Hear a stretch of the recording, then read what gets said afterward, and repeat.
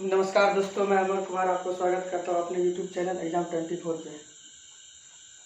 चलिए जुड़ जाइए जल्दी ही सब।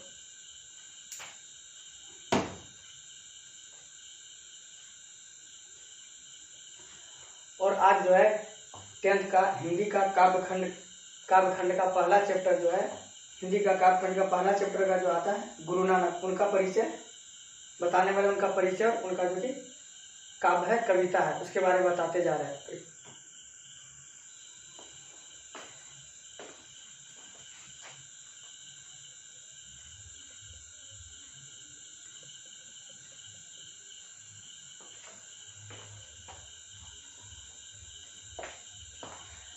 आपको जो है कि यानी कि कक्षा 10 का जो है पूरा 10वां का काव्यखंड के अलावा पूरा चैप्टर को हम पूरा बुक को पूरा कराने वाला है। आप लोग जुड़े रहिए और हमारे चैनल को सपोर्ट करते रहिए। चलिए, पहला आता है गुरु नानक। तो गुरु नानक का परिचय में आते हैं। गुरु नानक जो है, गुरु नानक का जन्म, इसमें जो जो इम्पोर्टेंट है उसको याद रखिएगा एग्जाम के लिए। एक नंबरिया में बहुत इंपॉर्टेंट रहता है, जो कि वस्तुनिष्ठ सवाल में रहता है। गुरु नानक, इसका जन्म याद रखिए, जन्म कब हुआ था। मृत्यु याद रखना है, इसका पत्नी का नाम, माता का नाम, पिता का नाम, इसके अलावा क्या क्या ये प्रमुख रचना किए थे, क्या क्या इसका कहना था, क्या उद्देश्य था, कौन कौन सा। तो चलिए, सबसे पहले आता है इसका जन्म। तो जन्म जो कि है, ये गुरु नानक का जन्म जो है ये 1469 ईस्वी में हुआ था। कब हुआ था दोस्तों गुरु नानक का जन्म? 1469 ईस्वी में। कहाँ हुआ था? तलवंडी ग्राम में। आइए, कहाँ हुआ था याद रखिएगा, तलवंडी ग्राम, जिला लाहौर में, जो कि अभी वर्तमान में पाकिस्तान में पड़ता है। लाहौर जिला में पड़ता, क्योंकि लाहौर अभी पाकिस्तान में। इसका जन्म स्थान जो है इसका गुरु नानक का नानकाना साहब के नाम से प्रसिद्ध है। किस नाम से प्रसिद्ध है? नानकाना साहब के नाम से प्रसिद्ध है। और ये नानकाना साहब कहा बोला जाता है, जो कि कहाँ पर है दोस्त? पाकिस्तान में। तो आपसे सवाल आ सकता है, जन्म कब हुआ था? 1469 ईस्वी में। किस गांव में हुआ था? तलवंडी ग्राम में। किस जिला में? लाहौर जिला में। कहाँ पड़ता है? पाकिस्तान में पड़ता है। याद रखिए। पिता का नाम क्या था दोस्तों? कल्लू चंद्र खत्री। किसका? गुरु नानक का पिता का नाम था। और वो उसका पेशा क्या था, क्या करते थे? व्यवसायिक काम करते थे। गुरु नानक के पिताजी जो है व्यवसाय का काम क्या करते थे। चलिए, इसकी माता का नाम जो था तृप्ता नाम था। किसका? गुरु नानक के जो माता है इसका नाम था तृप्ता, माता का नाम। और पत्नी जो थी कि सुलक्षणी नाम था। इसकी जो पत्नी थी उसका नाम था सुलक्षणी। याद रखिएगा, सुलक्षणी। तो गुरु नानक का पत्नी का नाम क्या हो गया? सुलक्षणी। माता का नाम तृप्ता, पिता का नाम कल्लूचंद्र खत्री। मृत्यु कब हुआ था? 1539 में। याद रखिएगा, 1539 में वाह गुरु करते हुए प्राण त्याग दिए थे। कभी कभार सवाल पूछा भी जाता है, क्या करते हुए प्राण त्यागे थे? वाह गुरु करते हुए प्राण त्याग दिए थे। इनकी रचना जो है इनकी जो रचना जो है इसमें से, तो सिख धर्म का जो 5वें गुरु हुए अर्जुन देव। अब यहाँ से ये भी सवाल आ सकते हैं, सिख संप्रदाय के 5वें गुरु कौन है? तो याद रखिएगा कि अर्जुन देव। कौन? अर्जुन देव है सिख संप्रदाय के 5वें गुरु। और इनकी जो रचना सिख संप्रदाय के अर्जुन देव जो है, ये जो बोले थे, यानी कि जो इसका प्रमुख उद्देश्य था, उसको एक संग्रह करके 1604 ईस्वी में जो है 1604 ईस्वी में एक ग्रंथ लिखा। उसी को जो आज गुरु ग्रंथ साहिब के नाम से प्रसिद्ध है। तो गुरु ग्रंथ साहिब का रचना कौन किया दोस्तों? गुरु अर्जुन देव। अब गुरु ग्रंथ साहिब में किसका उद्देश्य, या तो किसका वाणी छपा हुआ है, या किसका उद्देश्य लिखा हुआ है? तो गुरु नानक का उद्देश्य लिखा हुआ है। इनकी अन्य कृति जो आते हैं, सिख धर्म का प्रवर्तन किया, यानी कि सिख धर्म का संस्थापक ये है। सिख धर्म का प्रथम गुरु कौन था? याद रखिएगा, सिख धर्म का जो है प्रथम गुरु गुरु नानक देव भी आ सकता है।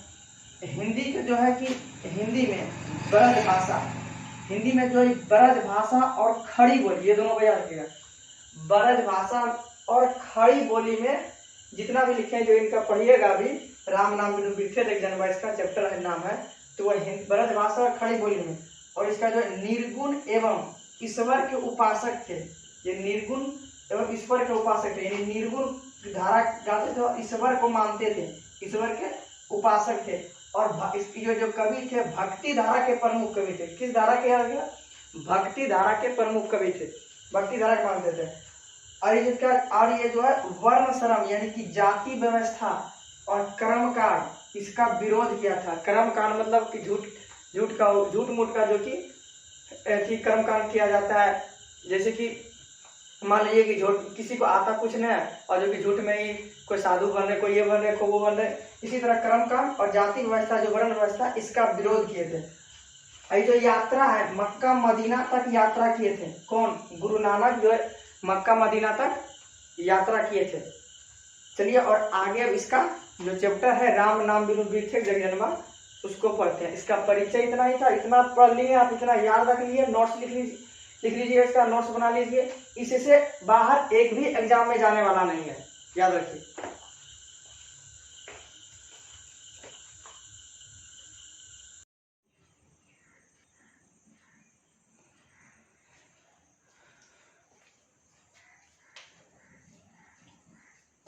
चलिए आते हैं राम नाम बिनु बिरथे जो कि पाठ है गुरु नानक का। आगे सुनिए, राम नाम बिनु बिरथे जगी जन्मा, बिखू खावे बिखू बोले नीफल माटी बरमना।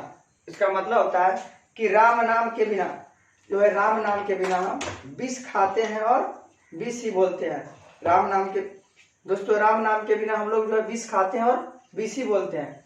इसका मतलब हुआ कि बिना राम के नाम का, यानी कवि का भावार्थ है, इसमें भाव है कहने का बोल रहा है कि यानी कि जो राम नाम बिनु बिरथे जगी जन्मा, बिखू खावे नीफल माटी भरी मना बरमना। यानी कि मतलब कि हम लोग राम नाम के बिना इस जगत में जो है जन्म लेना व्यर्थ है। अगर कोई व्यक्ति जन्म लिया है और राम का नाम नहीं लेता है तो इस संसार में जन्म लेना व्यर्थ है। बिना राम नाम के बिना हम लोग विष खाते हैं और विष ही बोलते हैं।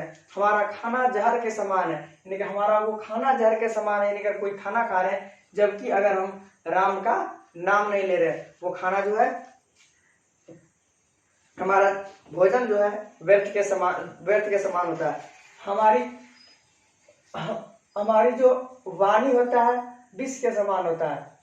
यानी बिखू खावे बिखू बोले, यानी कि अगर राम नाम के बिना हम लोग जो है विष खाते, इसका मतलब है विष खा रहे और विष बोल रहे हैं। अगर राम का नाम नहीं लेते हैं तो विष खाते और विष बोलते हैं।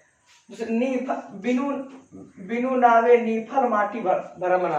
इसका मतलब कि बिना व्यर्थ, नीफल मतलब बेकार में, व्यर्थ में अगर हम लोग कि अगर राम का नाम नहीं ले रहे हैं तो ये सब व्यर्थ में भ्रमण में जी रहे, इस दुनिया का संसारिक मोह माया में जी रहे हैं। इसलिए गुरु नानक जी कहते हैं कि राम का नाम लेना चाहिए। पुस्तक पाठ व्याकरण व्याख्या, यानी कि पुस्तक पाठ और व्याकरण बखाने, पुस्तक पाठ और व्याकरण पढ़ लेने से, यानी कि कोई अगर पुस्तक पढ़ रहा है, व्याकरण पढ़ रहा है, शास्त्रों पर चर्चा, संध्या कर्म कही, यानी संध्या कालीन दिन भर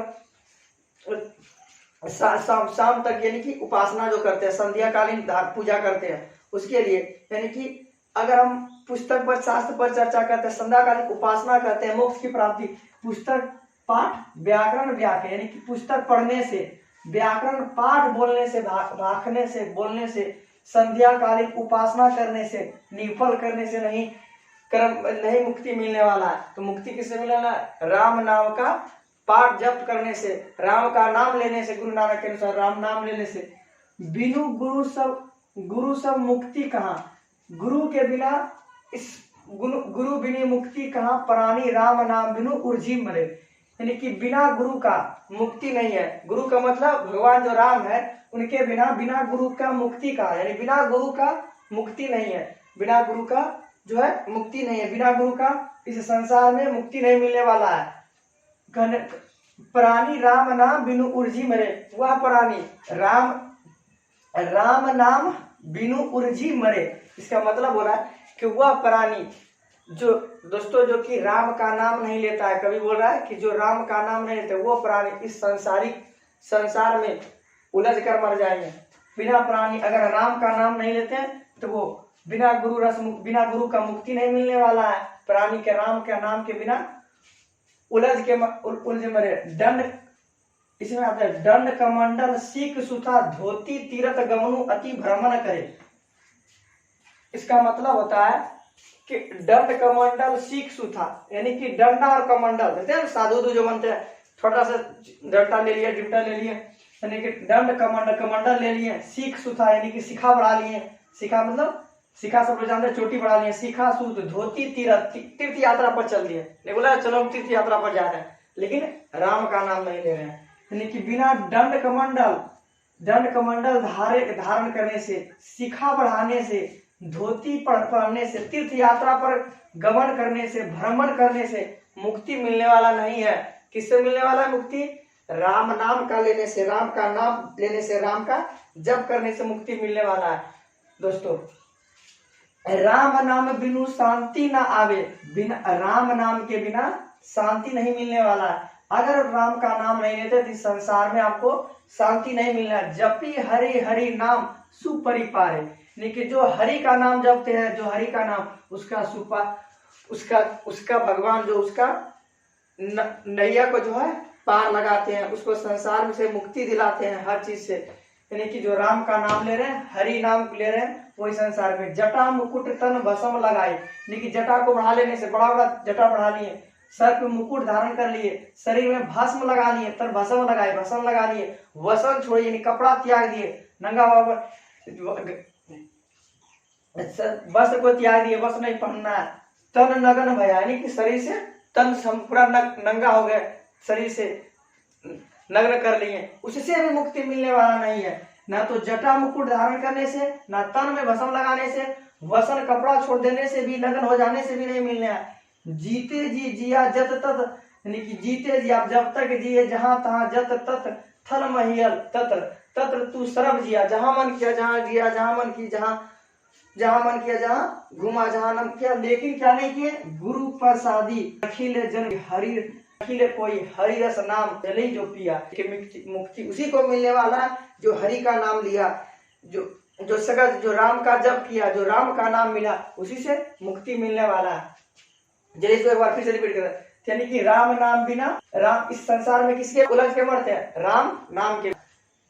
इस संसार में इस जगत में, संसार में जन्म लेना कब व्यर्थ है? जब हम राम का नाम नहीं लेते हैं। हमारा वाणी किसके समान है? विष के समान। जो हमारा भोजन है किसके समान है? जहर के समान। कब है जहर के समान? जबकि हम लोग राम का नाम नहीं लेते। किसका नाम नहीं लेते? राम का नाम। अगर हम राम का नाम नहीं लेते तो क्या है? जो हमारा खाना है, भोजन है, विष के समान। जो बोलते हैं वो भी विष के समान। हमारा जो सारा सब व्यर्थ है। पुस्तक पढ़ने से, व्याकरण पढ़ने से, करने से, संध्या क्रम याद करने से भी, करना भी बेकार है अगर जब हम राम का नाम नहीं लेते हैं। बिना गुरु रस मुक्ति का, बिना गुरु का मुक्ति नहीं मिलने वाला है। किसके बिना प्राण, राम नाम बिनु उर्जी मरे। संसार में किसका नाम, किसके बिना उलझ कर मरते हैं? राम नाम का। राम नाम के बिना उलझ के मरते हैं। दंड कमंडल सिख सूता, दंड कमंडल सिख सूता, धोती धारण कर लेने से भी इस संसार में मुक्ति मिलने वाला नहीं है। राम नाम का मिलने से मुक्ति मिलने वाला है। अति भ्रमण करे, राम नाम बिनु शांति नहीं आवे। बिना किसके नाम के बिना शांति नहीं आता? राम नाम के बिना शांति नहीं आने वाला है। जपे हरि नाम सुपरि से पूरा, लेकिन जो हरि का नाम लिया, जो हरि का नाम जपा, वो संसार में इस सांसारिक मोह माया मुक्ति से दूर हुआ। उसको जो है भगवान भवसागर पार कराए। जीते जी जत थल जिया महियल, जत तत तू सरब जिया, जहां मन किया जहां जिए, जहां मन किया जहां घूमे, जल थल सर्वत, लेकिन क्या नहीं? राम का नाम नहीं लिए। बिना राम नाम के बिना इस जगत में, इसलिए बोला गया है जगत में जन्म लेना व्यर्थ है। तो इसलिए चलिए अब इससे दो सवाल रिवाइज कराते हैं। अगर आ सकता है कि किसके बिना कभी किसके बिना जगत में जन्म लेना व्यर्थ मानते हैं? राम नाम के बिना। वाणी कब विष के समान हो जाते हैं दोस्तों? तो राम नाम के बिना।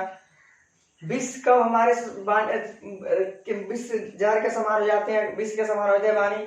राम नाम के बिना। किसके बिना इस संसार में उलझ कर हो जाते हैं? राम नाम के बिना। किसके बिना शांति नहीं आने वाला? राम नाम के बिना। चलिए आगे जो नर दुख में दुख नहीं माने उसको बताते हैं।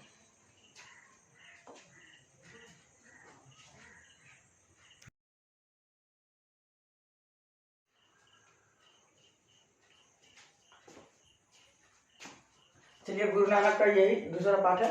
जो नर दुख में दुख नहीं, जो नर दुख में दुख नहीं माने, सुख सने अरुभय नहीं जाके कंचन माटी जाने। इसका मतलब हो रहा है कि जो नर दुख में दुख नहीं माने, यानी कि मतलब हो गया कि जो नर हो गया, व्यक्ति हो गया जो कि दुख में भी दुख को नहीं मानता है, यानी कि दुख है फिर भी उसको हंसी मजाक में अच्छा से किसी तरह से गुजारा कर दे रहा है, कि जो कि जाना तो दुख से घबरा रहे हैं, केवल नहीं ज्यादा दुख है तो उससे भी नहीं घबरा रहे हैं, ज्यादा अगर सुख है तो उससे भी ज्यादा उल्लास नहीं हो रहा है, जो कि दुख में दुख नहीं माने, लेकिन जो नर खूब दुखी होने के बाद भी अच्छा से जी रहा, दुख नहीं मान रहा है, दुख नहीं माने, सुख सने अरुभट नहीं जाने, सुख मतलब सुख हो गया, सने अरु भय नहीं जाके कंचर माटी जाने, देखिए सुख को, सने को, अरु को, भय नहीं जाके कंचर माटी, सुख यानी कि सुख हो गया, सने प्यार, उसको भी मिट्टी के समान समझता हो, लेकिन उसको भी मिट्टी समझता है, उसको भी यानी कि उसको भी मिट्टी के समान समझता है, लेकिन उसको भी दुख नहीं मानता, उससे भी दुख नहीं मानता, उसको भी मिट्टी के समान मान रहा है।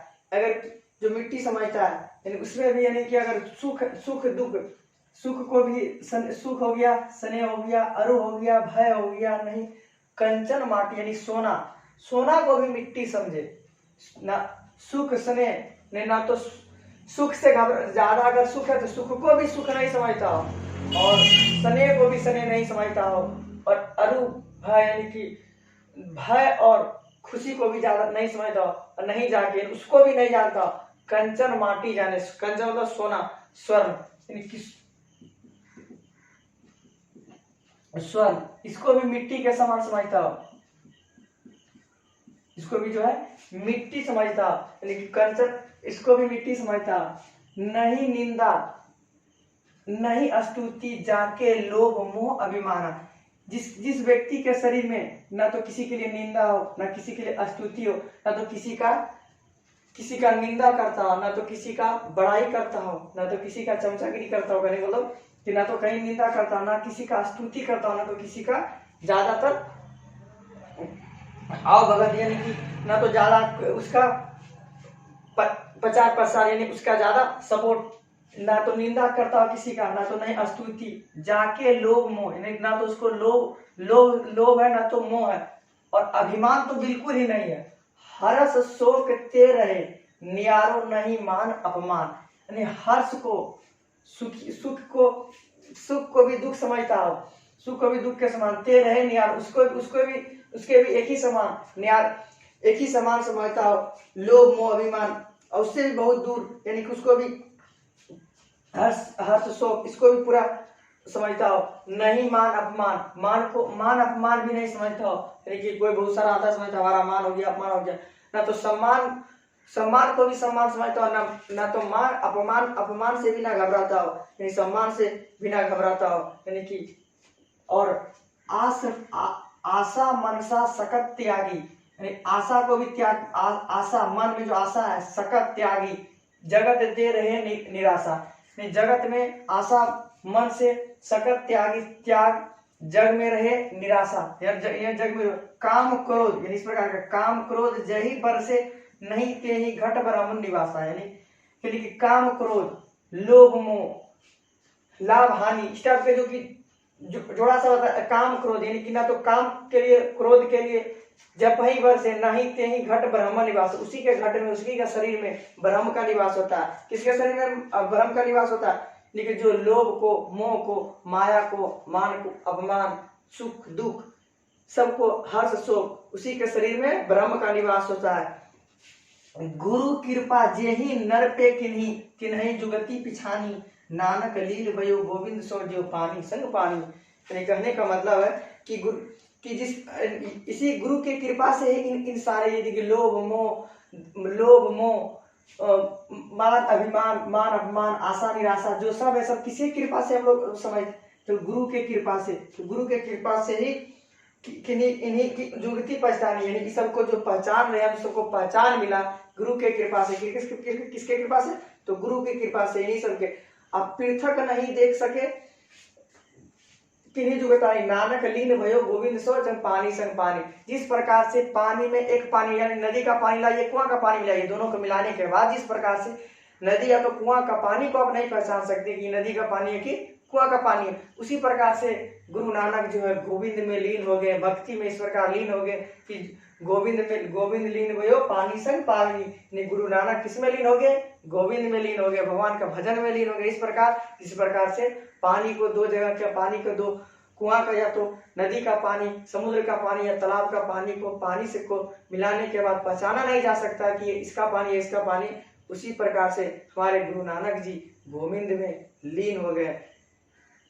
तो यानी किसके शरीर में ब्रह्म का निवास करता है दोस्तों? तो जो कि सुख और दुख, सुख में भी ज्यादा नहीं हर्षोल्लास होता, दुख में भी नहीं घबराता, लोभ मोह मान अपमान से भी नहीं घबराता हो, ऐसे शरीर में ही ब्रह्म का निवास करते हैं। क्या निवास करते हैं? ब्रह्म निवास करते हैं। और जो कि ये सब युक्ति हम लोग किसकी कृपा से पहचानते हैं? तो गुरु की कृपा से। और नानक किसमें लीन हो गए? गोविंद में लीन हो गए। तो चलिए, मुझे आशा है कि आप लोग को अच्छा समझ में आया होगा। समझ में आया, अच्छा लगा तो थोड़ा हमारे चैनल को लाइक कीजिए, सब्सक्राइब कीजिए और शेयर कीजिए, ताकि इसी तरह से हमारा कोशिश है कि क्लास 10 का हिंदी और संस्कृत को पूरा सिलेबस को पूरा करने का। अगर आप लोग इसी तरह सपोर्ट करते रहते हैं तो हिंदी इंग्लिश के अलावा और भी टेस्ट सीरीज लेके आएंगे। अगर आप लोग इसी तरह से सपोर्ट करते रहें और हमारे चैनल को सब्सक्राइब कीजिए, ज़्यादा से ज़्यादा लोगों तक पहुंचाइए कि सब लोगों को फायदा हो सके।